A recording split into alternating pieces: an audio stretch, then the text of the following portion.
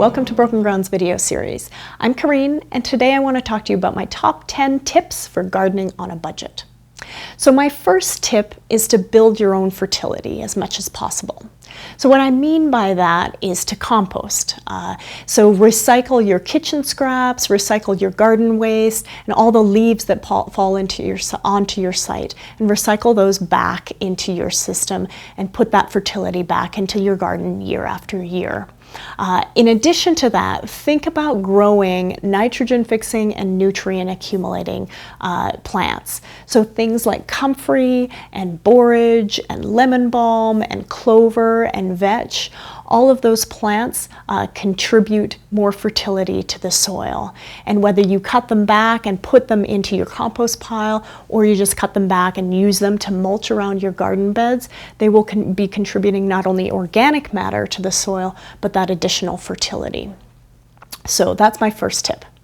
My second tip is to start your own seedlings.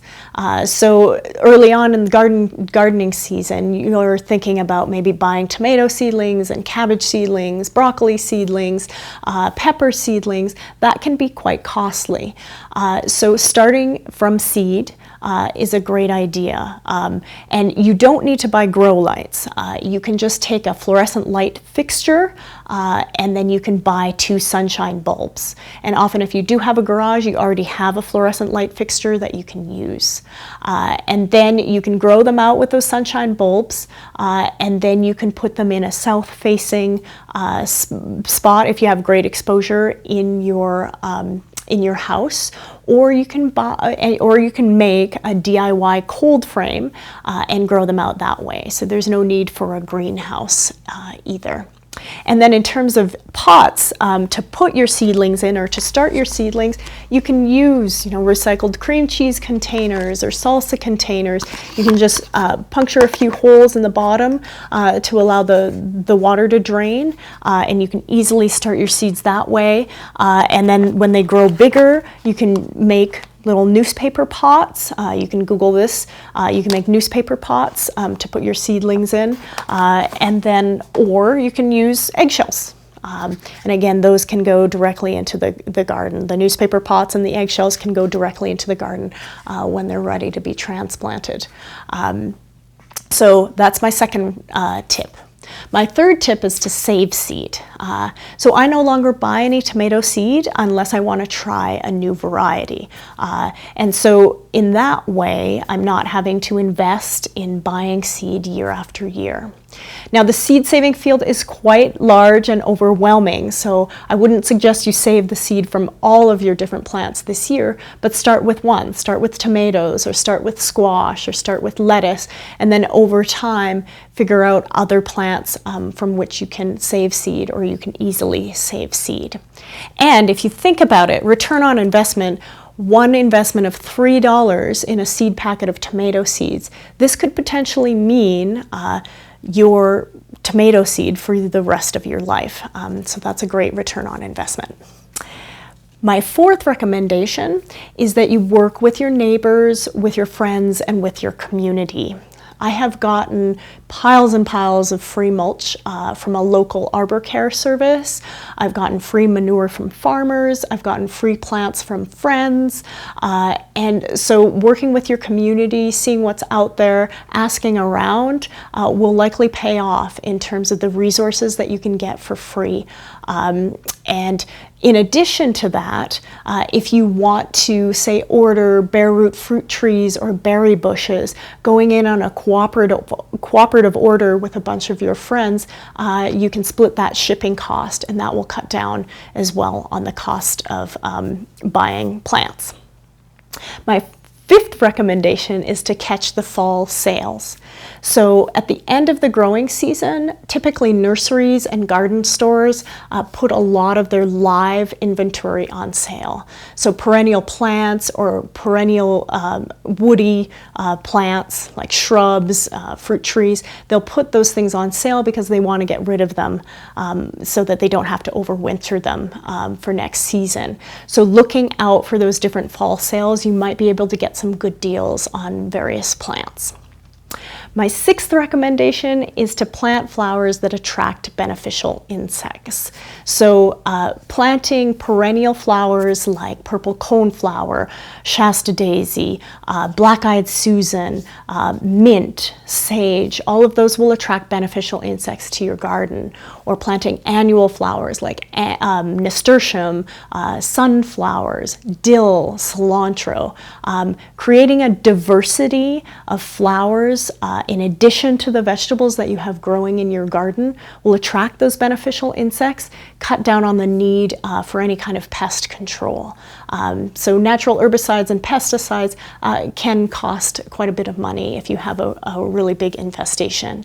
But if you plant a diversity of different things in one space, so a polyculture as opposed to a monoculture, you'll find that you will have a lot less pest issues. So my seventh tip is to mulch heavily. So especially if you're on city water, having a garden during the growing season can get to be quite costly. So the less you water, not only is that good in terms of you conserving water, but that's good on the pocketbook as well. So putting a 6-inch layer, if you can, of straw or leaves will serve multiple functions, actually. It'll cut down on your weed problem, it'll conserve soil moisture, it'll conserve water, and it'll conserve money. And you want to water deeply and less frequently to begin with, and that mulch allows you to water even less often. Eighth recommendation is to sheet mulch if you're building new garden beds. So instead of just buying a bunch of soil to build a garden bed, think about the concept of sheet mulching. It's also known as lasagna gardening, and that's something you can look up as well. So buying a lot of soil, especially if you have raised beds that are 18 inches or 2 feet high, that's a lot of soil and that's a big cost. So if you can use leaves or straw or free manure as some of that filler, as opposed to it all being soil, that's a great way to cut down on your cost as well. And those leaves and that straw will eventually decompose and break down and become soil and contribute to the organic matter in the soil. So that's my 8th tip. My 9th tip is to start small. With any gardening endeavor, starting small is definitely the way to go. If you start small, 1, you don't have to invest as much in terms of soil and seed. 2, it allows you to grow your fertility more, to put in those fertility plants and to get your compost system up and running. It allows you to grow your skills in terms of saving seed or starting seedlings from seed. And then over time, all of that investment compounds over time, and you can slowly build your garden over time. So that would be my 9th recommendation.